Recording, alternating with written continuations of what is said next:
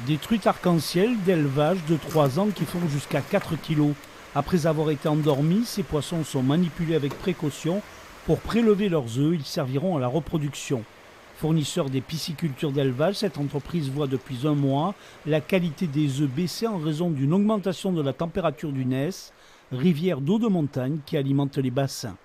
Pour l'instant, en baisse de niveau, non. Je pense qu'on l'observera plus en septembre-octobre, mais de manière très relative parce qu'on reste sur un cours d'eau avec des particularités qui sont assez exceptionnelles.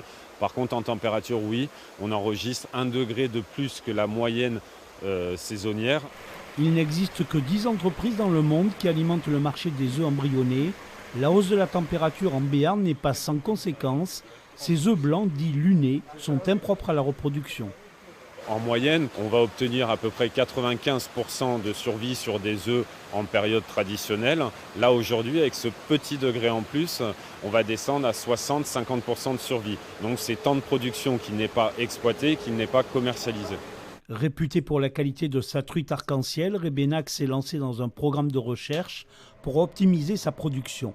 Une étude porte notamment sur une nouvelle alimentation non carnivore des poissons pour répondre au changement climatique. Je suis nutritionniste, donc moi j'étudie l'impact de la nutrition chez mes reproducteurs sur la qualité des œufs et les performances de reproduction. Donc j'essaie d'améliorer tout ce qui est nutrition pour pouvoir améliorer à terme ces problèmes de qualité d'œufs.